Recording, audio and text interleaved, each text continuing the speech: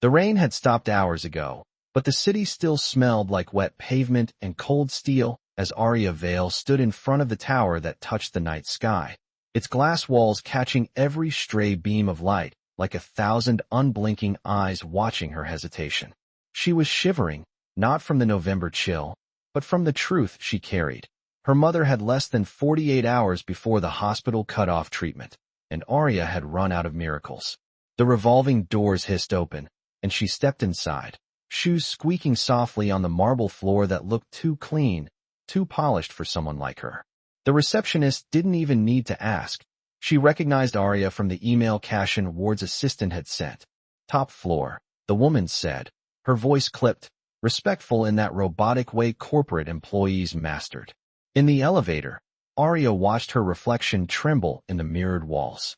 A cheap jacket, a thrift store dress she'd stitched 3 times, and eyes carrying years she hadn't lived yet. When the doors slid open on the 60th floor, silence greeted her. Expensive silence, the kind that felt imported. Cassian Ward stood at the end of the long glass conference room, staring out over the city like he owned the night. Maybe he did. He didn't turn when he spoke. You're late. His voice was deep, smooth, and cold in a way that felt deliberate. Aria swallowed. I came as fast as I could. Only then did he turn. Sharp jawline. Steel blue eyes. A face carved for magazines but hardened by something real, something broken. He slid a document toward her across the glossy table. Read it. Aria stepped closer, the paper whispering beneath her fingertips. Marriage contract. 12 months. 0 intimacy. Mandatory public appearances. Compensation. Enough money to save her mother 10 times over. Her throat tightened. Why me? Cassian didn't blink. Because you're clean. No scandals. No family except your mother. No one to dig into. You're quiet. Invisible. And I need someone who won't fall in love with me. She almost laughed at how absurdly, painfully arrogant that sounded, but her voice wouldn't rise past the fear lodged in her chest. This is insane, she whispered. And yet you're still here, he replied. That stung because it was true. She thought of her mother's pale hands, the beep of the machines, the nurse's gentle apology that hope wasn't free. Aria set the contract down, fingers trembling. What do you get out of this? Cassian's jaw flexed once. A wife on paper. The board is voting on a power shift. I need stability. Optics. They trust a married man more than a single one. So I'm a prop, she murmured. You're a solution, he corrected, tone flat, almost bored. But behind his eyes, she saw a flicker, something that didn't match his voice. Maybe regret. Maybe loneliness. Maybe both. She took a breath that didn't fill her lungs. I don't even know you. You don't need to, he said. You just need to sign. Aria looked at the pen beside the contract, a sleek black instrument that probably cost more than her monthly rent. She imagined her mother lying in that hospital bed tonight, cold, frightened, fighting. She imagined losing the only family she had left. Her hand hovered over the pen. Time froze. Her heartbeat counted the seconds. Cassian watched her with unnerving stillness. Like he already knew the ending to the story, she was too afraid to write. She whispered, what if I say no? Then you walk out that door, he said simply. And nothing in your life changes. Nothing, except everything she would lose. Aria closed her eyes for half a breath, then signed. The room didn't erupt, no thunder struck, no dramatic music played. It was quiet, almost sacred, the sound of a life being rewritten in ink. When she looked up, Cassian studied her for a long moment, unreadable. Not happy, not relieved, just assessing. Your new life begins immediately, he said. My driver will take you to the estate. We have a lot to prepare before the board dinner. Aria nodded, legs unsteady, heart heavier than before. As she turned to leave, his voice stopped her. Miss Vale. She glanced back. From now on, he said, you're Mrs. Ward. A title she wore like a chain and a lifeline all at once. If this story moves you, leave a like, subscribe to the channel, and tell us in the comments where you are watching from. Your support is what keeps this channel alive. And as the elevator doors closed between them, shutting her out of his world and yet binding her to it, Aria realized she hadn't just signed a contract. She'd stepped into the gravity of a man who could ruin her, save her, or pull her into an orbit she wasn't ready for. The night outside waited, and so did the man who would change everything. The black sedan slid through the city like a shadow, and Aria sat in the back seat, gripping her tote bag, as if it were the last piece of her old life. The driver didn't speak, only glanced at her through the rearview mirror with the polite neutrality of someone who had seen far stranger things in Cassian Ward's world. Streetlights blurred past the window, smearing gold and white across her reflection. Mrs. Ward. The words felt too heavy, too foreign, like trying on a coat 2 sizes too big.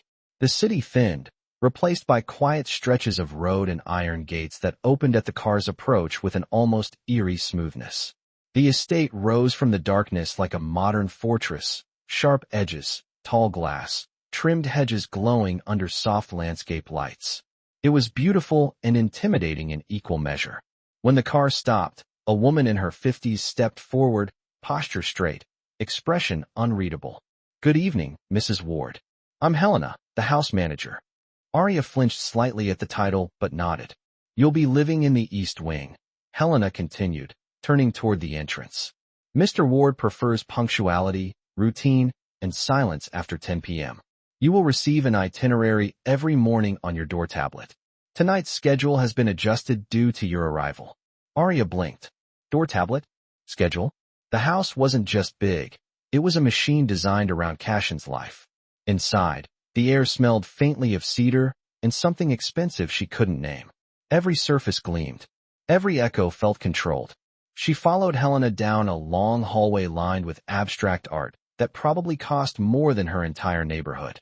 When they reached a set of double doors, Helena pushed them open. "This will be your room." Aria stepped inside and gasped. It wasn't a room.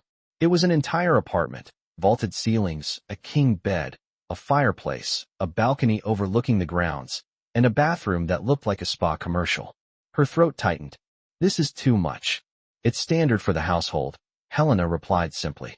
"A wardrobe of preliminary outfits has been prepared for you in the closet. Tomorrow a stylist will arrive at 9. "That early?" Aria asked. Helena raised a brow. "Mrs. Ward, your first appearance as the chairman's wife is in 6 days.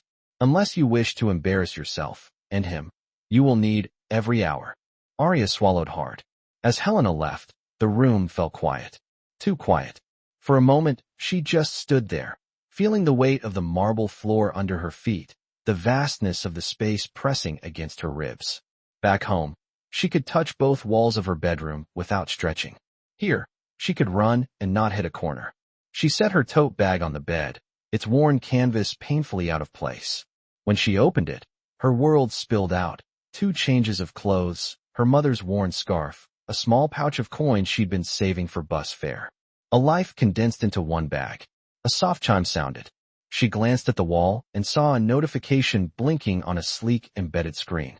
"Wardrobe delivery, East Closet." She almost didn't want to open it, but she did, and stared.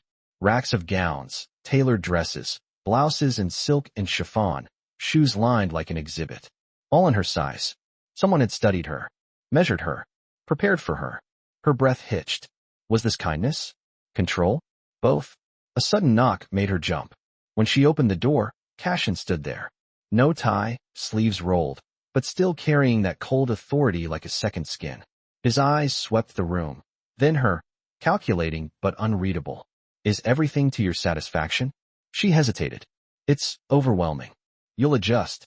He stepped inside, and the space shrank instantly. "There are expectations," he continued. "You will be briefed every morning. Public behavior is crucial. The board dinner on Friday is your debut." Aria nodded, fingers twisting in her jacket. "I'll do my best." Cassian studied her, eyes narrowing slightly. "Your best isn't enough. You'll need to excel." There it was, the pressure, the coldness, the reminder that she was a function, not a person.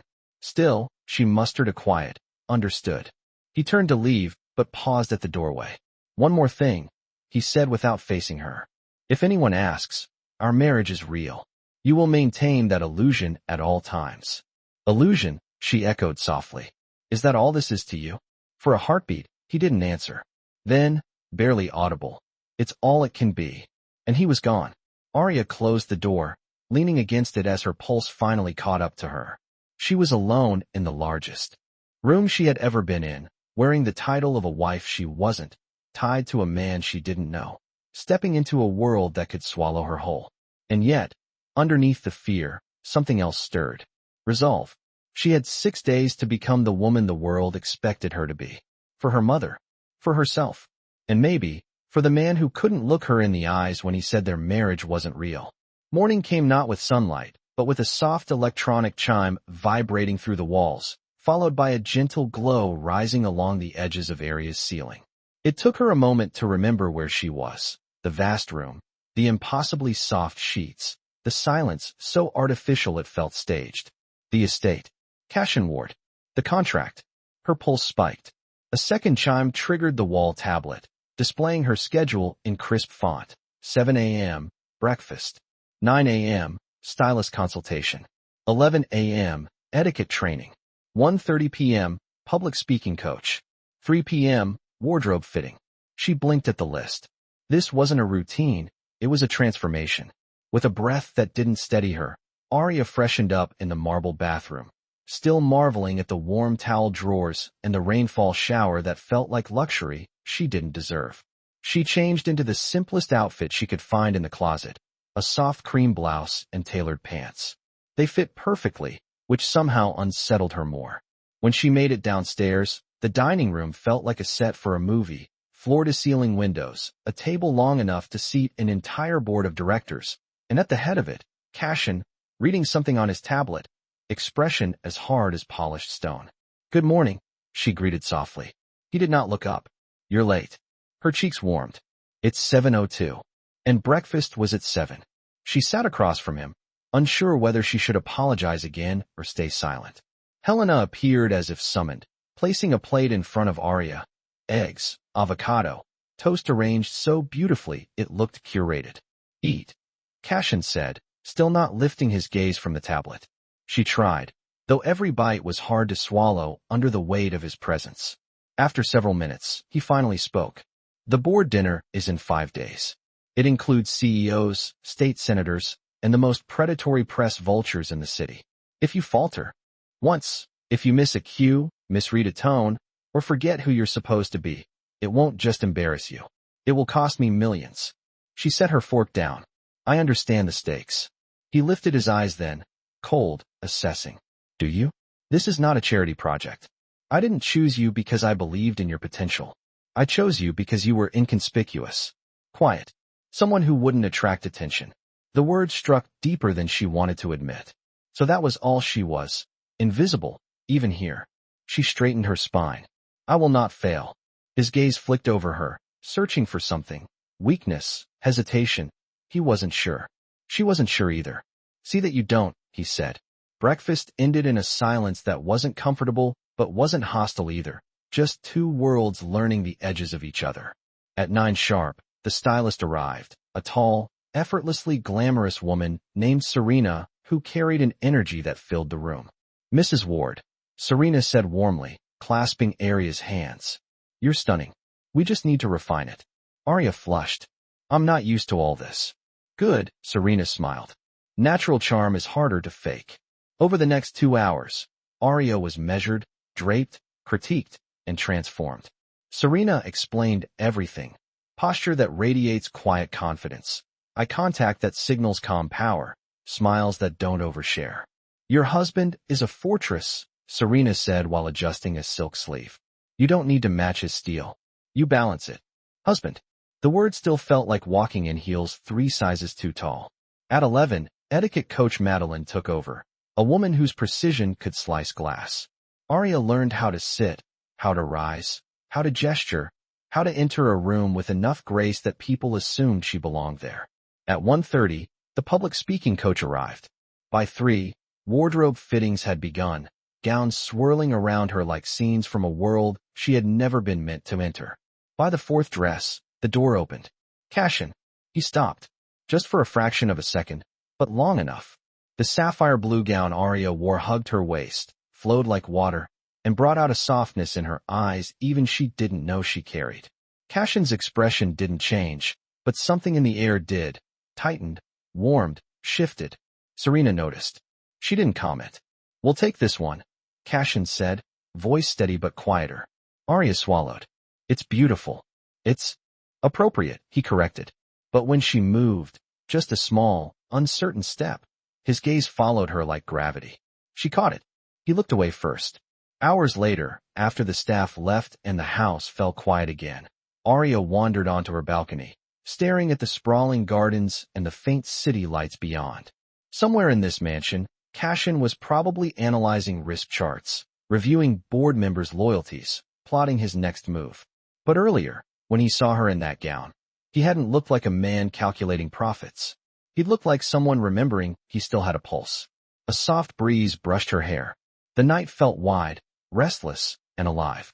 And for the first time since signing that contract, Aria felt something she hadn't expected, the faintest flicker of power. Not because she wore his name, but because she wasn't as invisible as he believed. Aria woke the next morning with muscles she didn't know she had aching from hours of posture training, diction drills, and being trussed into gowns heavy enough to double as emotional armor. She dragged herself from bed, half expecting the tablet on her wall to flash another grueling schedule. It did, even longer than yesterday's. She took a deep breath and forced herself onward. By the time she made it to the dining room, Cassian was already there. Perfectly pressed shirt, perfectly unreadable expression, perfectly contained. He glanced at his watch as she entered. "You're on time." "Good." No compliment. Just an acknowledgement, but it still felt like the faintest sunrise in a cold room. Helena served breakfast, berries arranged like art, eggs folded with surgical precision, toast so symmetrical it felt intimidating. Aria ate quietly, aware of Cassian's gaze flicking to her every few moments, as if checking for cracks. When he finally spoke, it wasn't what she expected. "You handled yesterday well." She looked up, startled. "I did." He nodded once. "Serena said you adapt quickly." "That matters." The praise, small as it was, warmed her chest more than the tea she held. "Thank you," she said softly. Cassian straightened, the rare softness vanishing behind duty. "Today will be harder." It was.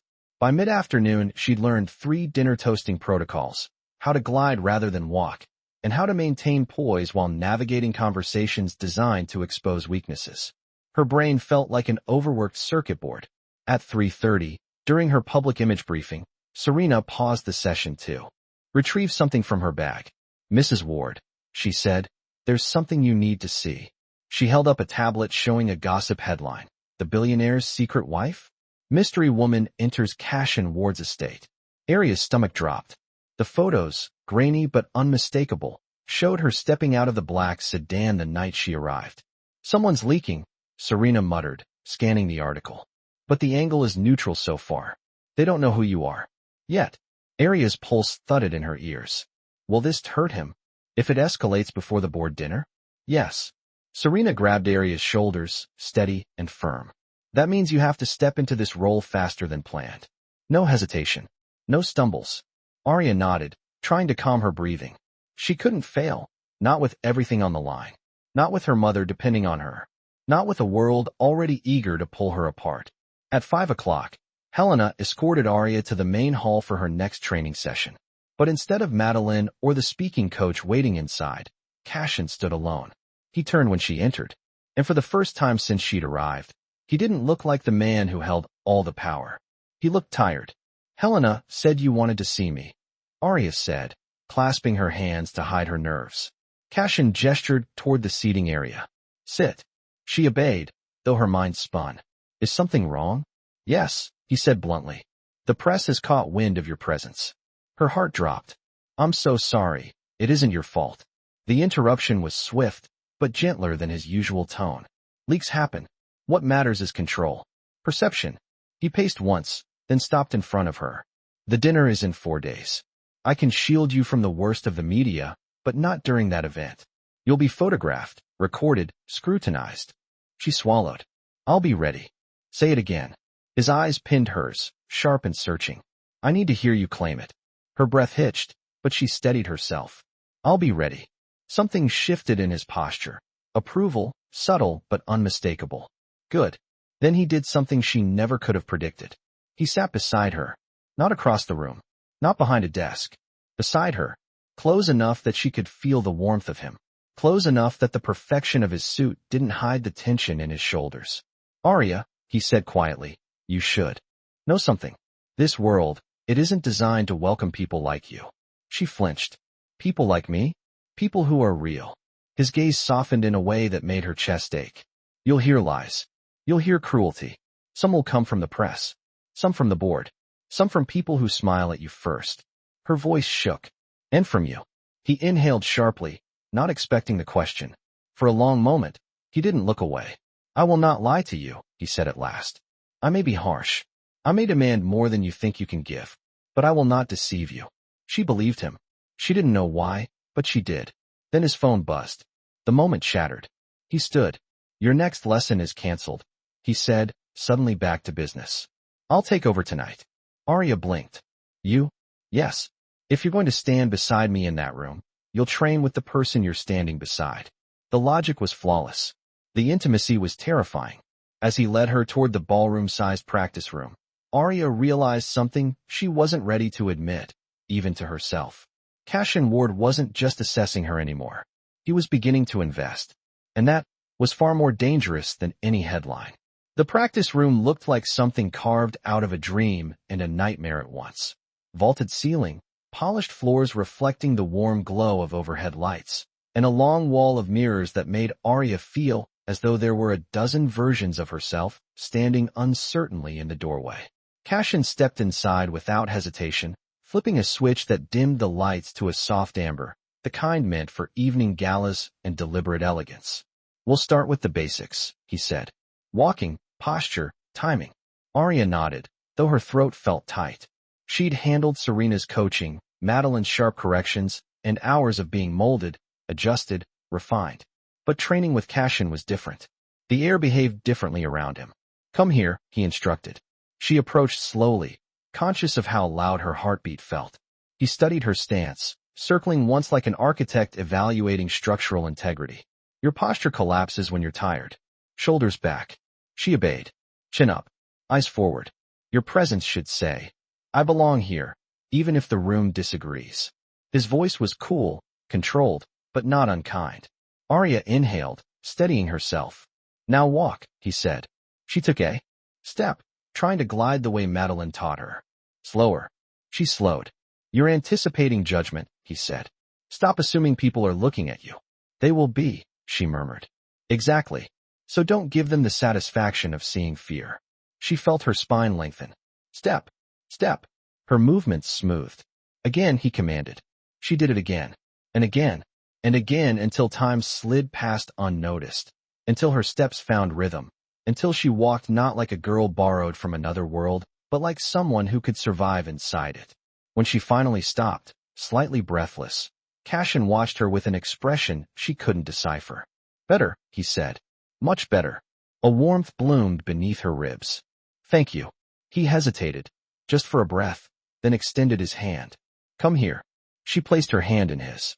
The moment their palms touched, she nearly forgot how to breathe. He guided her toward the center of the room. You'll be asked to dance at the dinner, he said. We need to make sure you won't panic. Panic? She echoed. I don't. He drew her closer, one hand at her waist, the other still holding hers. Her words vanished. Cassian Ward was not the kind of man who touched easily. And yet here he was, hands steady, touch firm but respectful, grounding her in a way she'd never experienced. Relax, he said quietly. I won't drop you.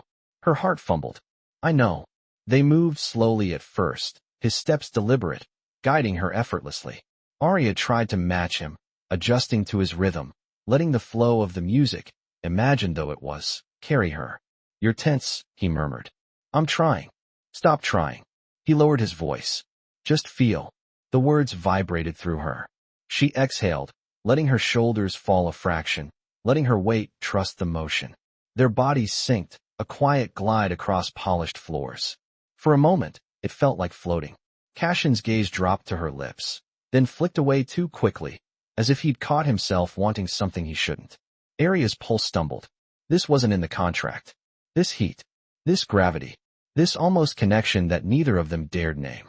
He stepped back first, breaking the spell. That's enough for tonight. She swallowed, nodding, wishing she could hide the flush in her cheeks. You did well, he added more quietly. Better than I expected. Is that your way of giving a compliment? She asked softly, trying to ground herself in humor before her knees gave out. To her surprise, The corner of his mouth twitched. Almost a smile, almost human. Don't get used to it, he said. But he hadn't denied it. Cassian walked her back toward the main hall, slower than usual, as though he wasn't ready for the moment to end either. They reached her corridor, and she paused. Cassian, she said carefully, I know you said this marriage is an illusion. But, thank you for teaching me yourself. He looked at her long enough that her breath wavered. I don't delegate what matters, he said. Then, with a quiet finality, he added, Good night, Aria. She watched him disappear into the dimness of the hallway, her heart beating in an unfamiliar rhythm, half fear, half curiosity, and something dangerously close to longing. As she closed her bedroom door behind her, she realized the truth she had been avoiding. She wasn't just learning how to act like his wife. She was learning how easy it would be to feel like one. And that was the kind of danger no training could prepare her for. The night before the board dinner settled over the estate like a velvet curtain, soft, heavy, and charged with something Aria couldn't name. She stood on her balcony long after sunset, watching the distant city flicker like a constellation of warning lights. Tomorrow, she would stand in front of those lights. Tomorrow, she would stand beside Cassian as if she belonged to his world, as if their marriage were real. A knock at her door startled her. When she opened it, Helena stood waiting. Mr. Ward requests your presence in the main hall. At this hour? Aria's pulse tightened. She followed Helena down the hallway, each step echoing louder than her breath. The main hall was dim, lit only by the soft gleam of sconces along the walls. Cassian stood at the center of the room, jacket off, tie removed, his black shirt open at the collar. A version of him she saw only when the world wasn't watching. When he wasn't pretending to be steel. He turned at the sound of her steps. For a heartbeat, he didn't speak, didn't even move. Just looked at her, like he needed a second to recalibrate. You came, he said quietly. Helena said it was urgent. It is. He stepped closer, the air shifting between them. Tomorrow changes. Everything. She nodded. I know. No, he said, voice deeper. I don't think you do. He motioned toward the long mirrored wall Serena had used for posture drills. Tonight, we do the final rehearsal. But not the mechanics. Not the techniques. Tonight, we rehearse the illusion. Aria's breath thinned. What does that mean? It means, Cassian said, stepping close enough that she felt his warmth. We stop performing like strangers forced together. She swallowed. And start performing like a married couple, he finished. The words jolted through her. Cassian, not intimacy, he clarified, though his voice softened on the edges. Not anything inappropriate. Just closeness. Familiarity. The kind people expect when they see a husband and wife. He offered his hand. May I? The question, gentle, unexpected, disarmed her more than command ever had. She placed her hand in his. His fingers closed around hers, steady, warm, grounding. Eyes on me, he murmured. She lifted her gaze. And the world shrank to 2 heartbeats. If anyone doubts us tomorrow, Cassian continued, all it takes is one moment of connection to shut them up. Aria breathed in. A moment like what? Like this, he said, guiding her hand to his chest. Her fingers brushed the fabric over his heartbeat, strong, contained, but undeniably human. Her own heart stuttered. Cassian, you need to know what it feels like, he whispered. To look at me like you're not afraid. She forced a shaky breath. I'm not afraid. You are, he murmured. Just not of the dinner. Heat rose to her cheeks. He was too perceptive, too close, too aware. He stepped behind her slightly, their reflections side by side in the mirror. Now, he said softly, lean in. She hesitated. Like this.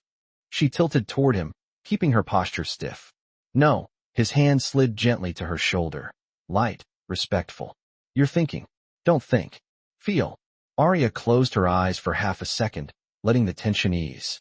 When she leaned again, it was softer, natural, her head near his shoulder. Their silhouettes aligned in the mirror like pieces fitting into place. Good, Cassian murmured. His breath touched her temple. Electricity shot through her. Now, he continued, simulate a private moment. Something only we would know. Aria swallowed. Like what?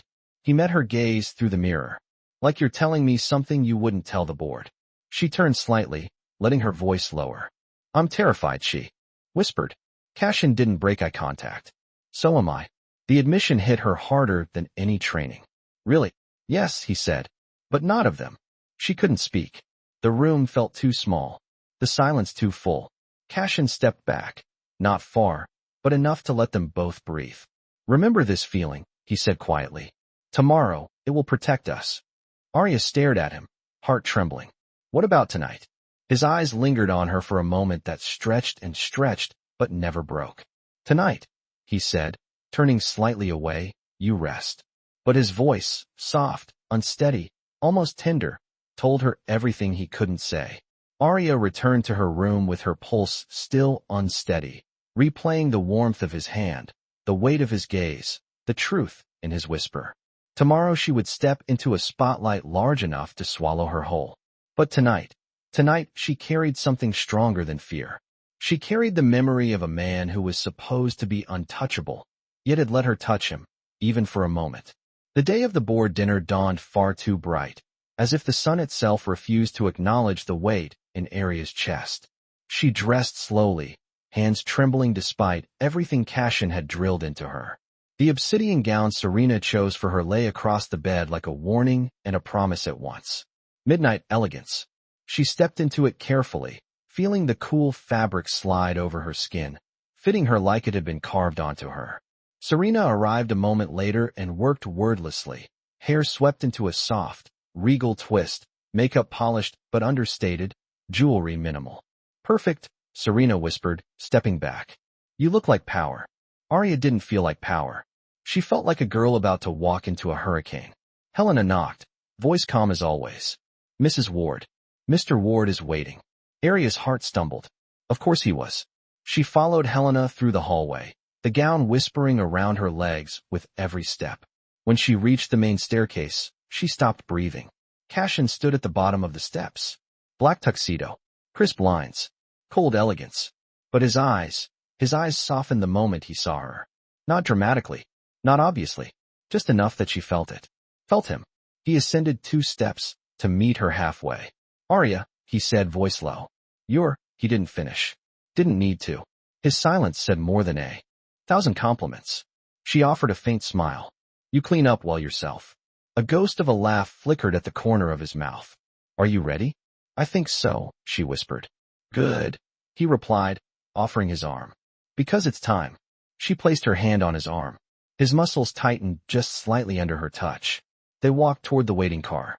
Outside the estate gates, cameras were already gathering like predators scenting blood. As soon as the doors opened at the venue, the world erupted. Flashes, voices, questions hurled like stones. Mr. Ward, who is she? Is it true you're secretly married? How long have you been hiding her? Is she the reason for the succession conflict? Aria felt the panic rising in her chest, sharp, hot, suffocating. Cassian sensed it instantly. His hand slid over hers, firm, steady. Look only at me, he murmured. She did, and the noise faded. They stepped inside the grand ballroom, a cascade of chandeliers, polished marble, and eyes. So many eyes. Cassian led her through the crowd with a measured confidence she tried to absorb. Every time someone approached, he angled his body subtly toward her, signaling unity, shielding her without making it obvious. Mr. Ward, a senator greeted sharply. We weren't aware you had a wife. Cassian's smile was smooth and lethal. Only because it wasn't your business. The senator's eyes darted to Aria. And you are. Aria felt the familiar tremor, but Cassian tightened his hand around hers. Barely, but enough. She lifted her chin. Aria Ward, she said steadily. It's a pleasure. The man blinked, thrown off by her poise. Good. They moved on, conversation after conversation, each one a test Aria passed with growing confidence. Until, well, a cold voice said behind them. So the rumors are true. Aria stiffened. Cassian's jaw clenched. Elias Voss. Cassian's brother stepped forward, smile sharp enough to cut. And here I thought our family couldn't surprise me anymore.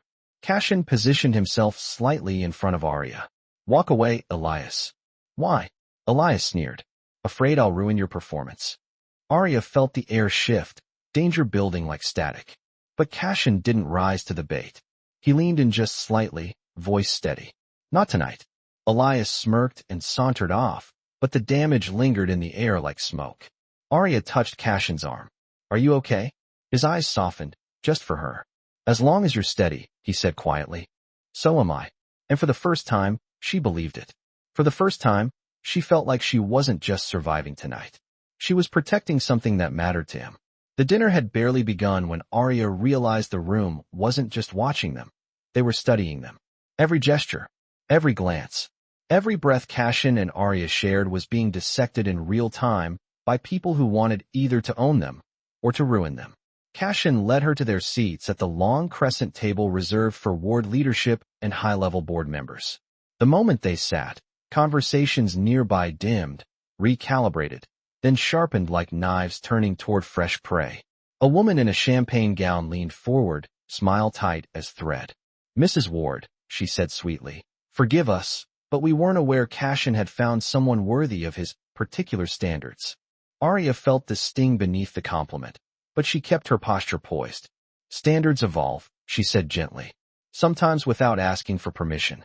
Cassian's eyes flicked toward her, impressed, approving. The woman blinked, thrown off. Good. Another man leaned in. So tell us, Aria, how did you two meet? A test. A trap. Aria inhaled slowly, remembering Cassian's lessons. She turned to him first, just a small, intimate glance, like she was checking whether he wanted to tell the story or if she should. That single look shifted the table's energy. United. We met, Cassian said, smoothly picking up the cue. Because fate tends to put the right people in front of you when you least expect it. Aria let a soft smile curve her lips. He didn't make it easy, she said, voice warm. But he learned.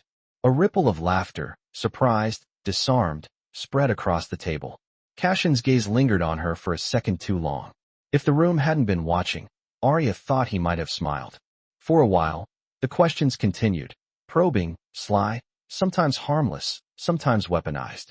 But Aria deflected with grace, leaned into Cassian at the right moments, let their synchronized presence speak louder than any answer. And it worked. The atmosphere eased. Conversations shifted. The table stopped testing them and started accepting them. Until Elias returned. He approached the table with a glass of dark liquor, eyes glinting like something feral behind polished civility. Cassian, he said, lifting his glass. What a beautiful evening. Truly. Cassian didn't look at him. Leave. Oh, come now, Elias said. We're celebrating the future of Ward Enterprises. Surely your wife should be included. His gaze dragged to Aria, slow and razor-edged. Tell me, dear, how does it feel knowing your entire marriage is about to be audited tomorrow morning? The words dropped like shards of ice into Aria's chest. Cassian stood so fast his chair scraped the floor. The room fell silent. Elias raised a brow. Didn't tell her? Cassian's voice was calm, but lethal. You're done here. Elias chuckled, taking a slow, antagonistic sip of his drink. The board has called a formal authenticity review, he said, savoring each syllable. They want proof your union isn't a stunt. Proof she isn't a liability. Proof she isn't. His eyes locked onto Arias. A fraud. A tremor ran through Aria, small, sharp, before she could stop it. Elias saw it. Enjoyed it. Cassian did too, but his reaction was different. Violent. Protective. Immediate. He stepped between Aria and Elias, blocking her from view. Say another word, Cassian warned softly, and I'll have security drag you out by your throat. Elias grinned, victorious. Hit a nerve, did I? He leaned in, whispering, good. Tomorrow should be fun. Then he walked away, leaving the table buzzing with shock and speculation. Aria's breath came uneven, chest tight. Cassian, she whispered, is it true? He turned to her, anger fading instantly at the sight of her fear. Aria, his voice gentled. We'll handle it. But look at me. She did. His eyes, cold to the world, were warm for her alone. You're not the fraud here, he said quietly. They are. And for the first time since she stepped into this masquerade, she believed him. The boardroom felt colder than any ballroom, any corridor, any corner of Cassian's vast, intimidating world. Aria sat beside him at the long obsidian table, the air thick with judgment and cameras disguised as record-keeping devices. This was the authenticity review, Elias's final move. The board members filed in one by one, their faces carved from skepticism and power. Cassian didn't look at them. He looked only at her. Whatever happens, he murmured. You walk out of here with your head high.